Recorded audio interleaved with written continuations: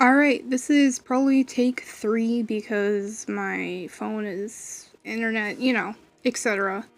But this is my first Grimoire thing. Not necessarily doing a pagan challenge from the YouTubes, but it's, seems to be a steady thing that you can find in every YouTube channel. So this is my, third Grimoire in however many years since I was 12, but this one is the one that I'm most proud of. So this is the cover. It's all glinty. I love it. And then it's really thick. Oh my gosh. It started out so beautiful and now it's even more beautiful, but in a different way. So it used to clip together magnetically with this little thing, but whatever. I like magnets, so it's cool to have in there. I don't really have a title page or like a book blessing. I'm not really... I don't know if I'll do one, but I think that if I do, it's going to be at the end. So this is my first page with the little flower that I just put in. It's probably still drying. Okay, so this is laws I follow. It's going to be like a little ethics kind of introduction. The main idea of this grimoire is sort of a personal record of my beliefs. And something that I hope that I can see later in my life and go, that's the same or that's really different. This is the symbols. I love symbols so much. They're a huge part of my practice. I have, 3 different pages. This is some alphabets. I'm really into symbology, as I call it. I don't know what the official word is. Have some, some sigil making stuff, basically. Then I have this lovely quote, "A daydreamer is prepared for most things." And I like that because daydreaming and magic seem to be pretty similar. So I have this lovely flower, and then a whole little section on past lives and stuff. A lot of this is half finished. A lot of it is a work in progress, but this is my golden spiral page. It's gonna get added to and edited and probably draw a better spiral. Anyway, this is the cover for my divination section, and it's got the list of stuff that I do divination wise, and then my sort of supply list of what I have, like my rune sets and my decks. I have my tarot set. It's really cute. Oh my gosh. So I've got one word tarot sort of that I've found on the internet and then edited a little for personal meetings, and then I've got this pocket full of my spreads. This is a dragon spread, so it's got like that. I don't know if other people set out their spreads like that, but that's how I do mine. I have numerology.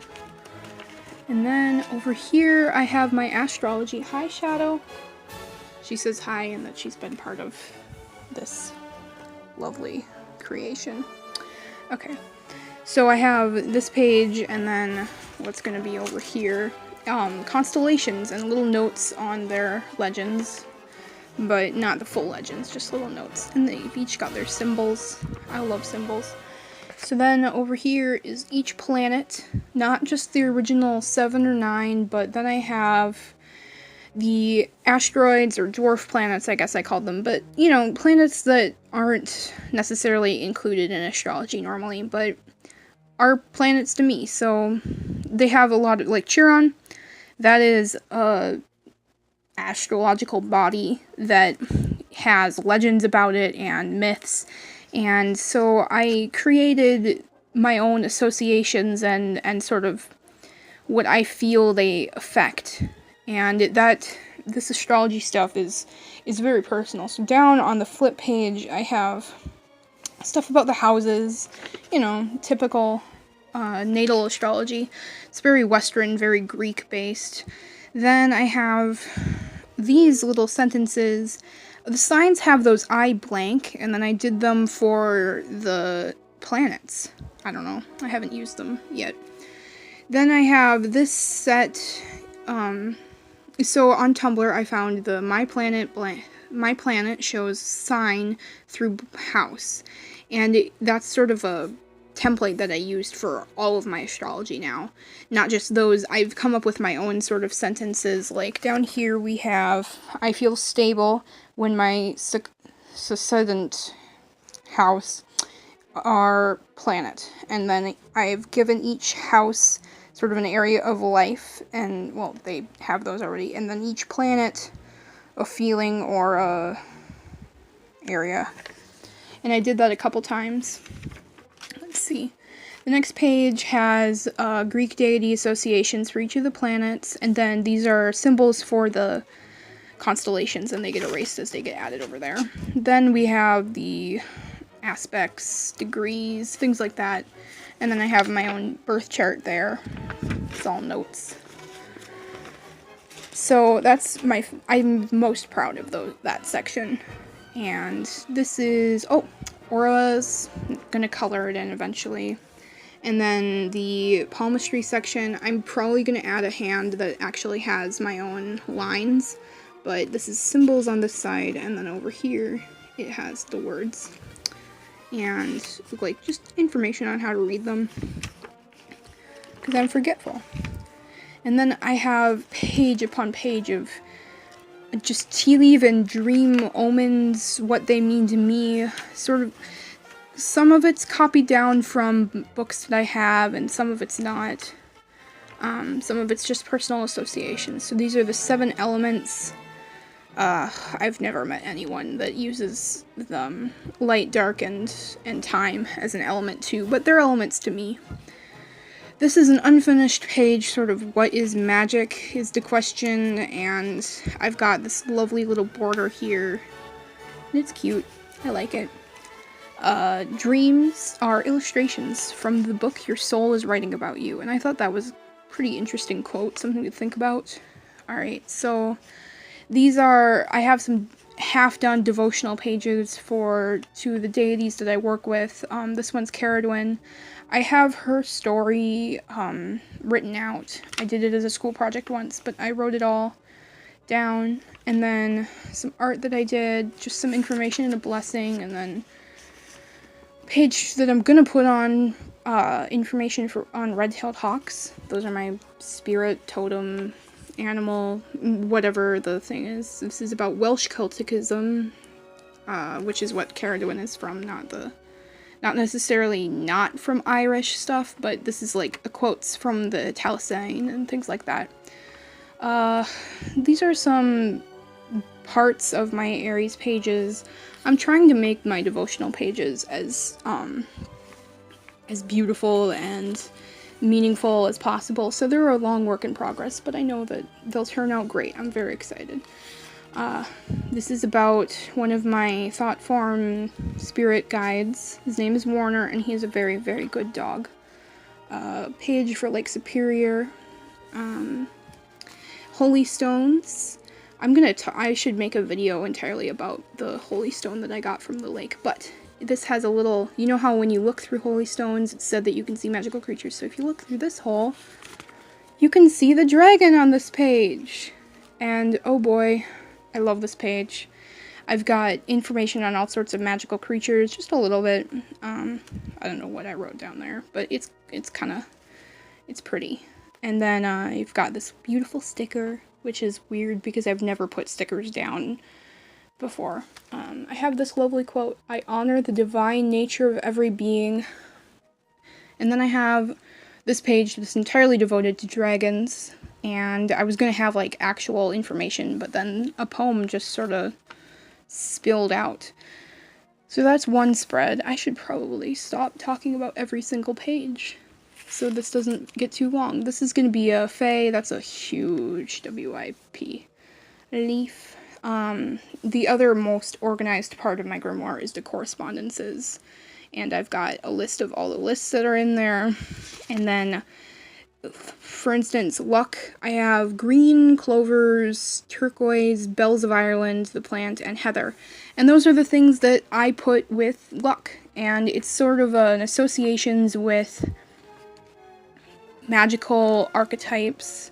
If I want to do a spell relating to something, I can go in here and go, oh, I'm going to use this, and it will I don't know, I use them all the time, but they're not all the way done. I have water uses, and I love this page. You know, I'm not an artist. That's my sister's job, but I do my best. I have little drawings of the shells for their parts. I drew a beach. Feathers. There's gonna be feathers here, so imagine there's a nice soft feather. I want my my grimoire to be sort of interactive and textile. You know, I love to flip through pop-up books and things like that. You know, the ology books, and those are just so fun for me to mess with stuff. I have a mirror put here. It's kind of a piece. I had a giant mirror and then I broke it, and now I have like 6 different shards. And what are these gonna be? Oh, this is my herb section. Herbs are huge. I was gonna have a whole separate book for them. Eyeshadow. But I'm just gonna put them in here, and then probably this will flip down, and then there will be one over here, and then there will be 6 different pages. I have so much to say about herbs. So this is gonna be the teas, and I have a little peppermint tea bag, a little paper clipped in, and it smells nice and it's fun to mess with. So that's gonna be cute.